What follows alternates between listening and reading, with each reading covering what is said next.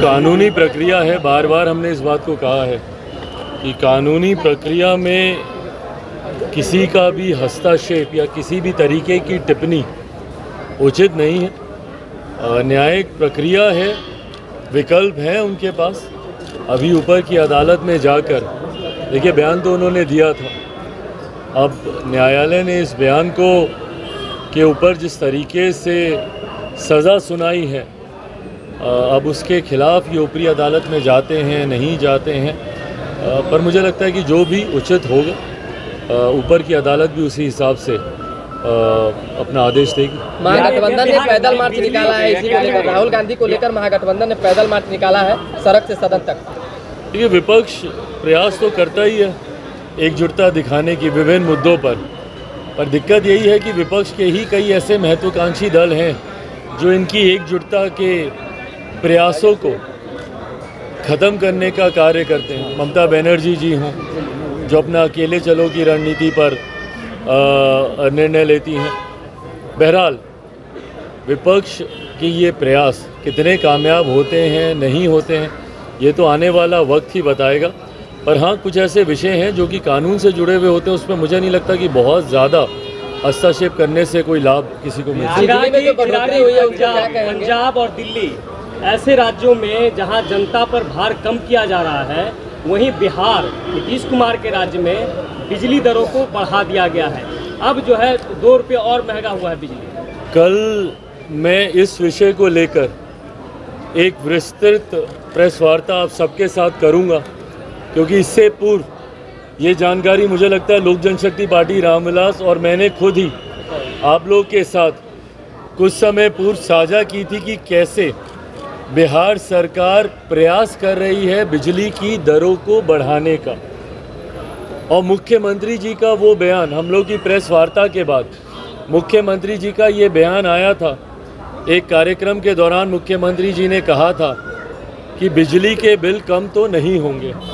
आप लोग को पता है कितनी महंगी बिजली खरीदते हैं, ये उन्हीं का ही बयान था, मुख्यमंत्री नीतीश कुमार जी का। तो जो मुख्यमंत्री इस बात को स्वीकार करते हैं कि वो महंगी दरों पर बिजली खरीदते हैं और उसको महंगा बेचते हैं बनिस्बत बाकी राज्यों के, तो ये दर्शाता है कि किस तरीके से इनके पास बिहार और बिहारियों को किसी भी तरीके की रियायत देने की नहीं बनना चाहते। तो लड़ाई किस बात की चल रही है? महागठबंधन में रह कर जो दरारें सामने आती हैं, ये महत्वाकांक्षाओं की लड़ाई है ना भाई। ये बात कहकर आप इस बात से पल्ला झाड़ लें, ऐसा होगा नहीं, क्योंकि आप लोगों के बर्ताव में, कार्यशैली में ये बात नहीं दिखती। बार बार महागठबंधन के भीतर एक वर्चस्व की लड़ाई देखने को मिलती है। जो सीएम नहीं है वो सीएम बनने का प्रयास करते हैं, और जो सीएम है वो कैसे मौजूदा प्रधानमंत्री के सामने विपक्ष की तरफ से पीएम के दावेदार बन जाए। पर बहरहाल ना मुझे इस बात से कोई फ़र्क पड़ता है, ना मेरे लिए प्राथमिकता है। इसमें बिहार और बिहारी पिसते हैं, ये मेरी चिंता हमेशा से रही। भाजपा के सम्राट चौधरी, इन्हें कैसे देखते हैं भाई? मेरी तरफ से सबसे पहले उन्हें ढेर सारी बधाई, ढेर सारी शुभकामनाएं भाजपा के नए प्रदेश अध्यक्ष सम्राट चौधरी जी को। मेरे व्यक्तिगत उनसे बहुत खूबसूरत संबंध रहे हैं। राजनीतिक संबंधों पर आप हमेशा सवाल करते हैं और मैं हमेशा जवाब देता हूं कि समय आने पर वो तय किया जाएगा, पर उनसे मेरे व्यक्तिगत संबंध बहुत अच्छे, उनके परिवार से मेरे बहुत खूबसूरत संबंध रहे हैं, और मैं जानता हूं कि वो बहुत मेहनत करने वाले नेताओं में से एक हैं।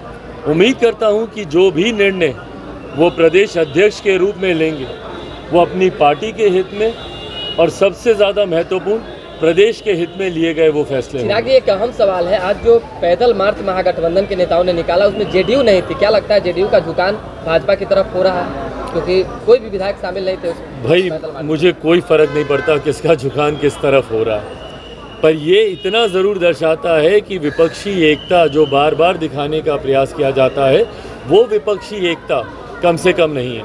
और 2024 के चुनाव में भैया अब ज़्यादा समय है नहीं।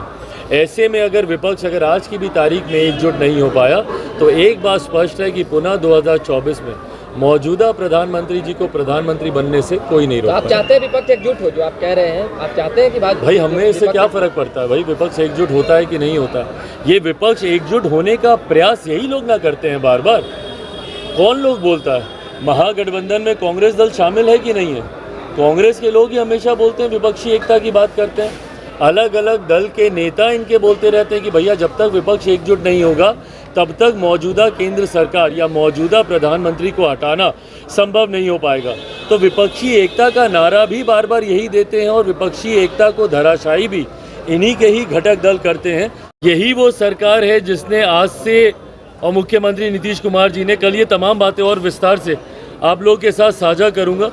ये एक प्रेस रिपोर्ट आज से लगभग 1 साल पहले की 16/2/2022 की ये प्रेस रिपोर्ट है, जहां पर बिजली महंगी करने की बजाय नुकसान को कम करें कंपनियां। ये सरकार के द्वारा कहा गया था कि नुकसान को कैसे कम किया जा सकता है।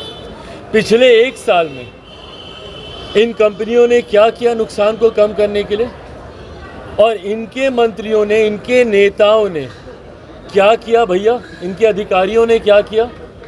हज़ारों करोड़ की जो कंपनियां हैं, कि भाई क्या इन लोगों ने प्रयास किए कि बिजली के दाम कम किए जा सकें ताकि बिहार और बिहारियों को थोड़ी सी रियायत मिल सके। आप दूसरे राज्यों में देख लीजिए, आप लोगों ने दिल्ली पंजाब का उदाहरण दिया, बाकी किसी भी राज्य में देख लीजिए भैया, अगल बगल के जितने भी राज्य हैं, उत्तर प्रदेश हो, उड़ीसा चले जाइए भैया, तमाम राज्य ना सिर्फ कम दरों पर बिहार से बनिस्बत कम दरों पर बिजली खरीदती हैं, बल्कि जनता को भी कम दर पे बिजली लेनी पड़ती है, उनको सुविधाएं मिलती हैं।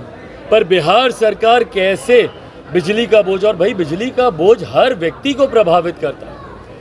ऐसे में हम लोगों ने कुछ समय पहले ही ये आशंका आप सबके सामने जाहिर की थी कि सरकार बिजली के दरों में बढ़ोतरी करने का प्रयास कर रही है, योजना बना रही है, और ये परिणाम आज सामने आ गया।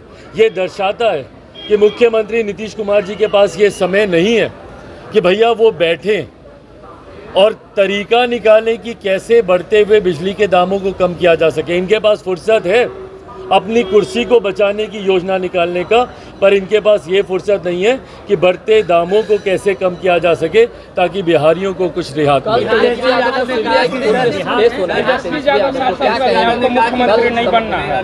को सीबीआई के समक्ष पेश होना है, क्या कहेंगे, क्योंकि काफी दिनों से पेश नहीं हो रहे थे वो। भाई जाएं, पेश हों, अच्छी बात है, मतलब उनके पास ये मौका है अपनी बातों को रखने का। मैं पुनः दोहराता हूँ, जो सही है, जो निर्दोष है, उन्हें किसी बात से डरने की ज़रूरत नहीं है, और मुझे लगता है कल ये मौका है उनके पास जाकर अपना पक्ष रखने का। निर्दोष हैं तो अपनी बातों को, यही उचित मंच है जहाँ पे वो रख सकते हैं। तेजस्वी यादव ने कहा कि ना तो वो सीएम बनना चाहते हैं, नीतीश कुमार पीएम बनना चाहते हैं।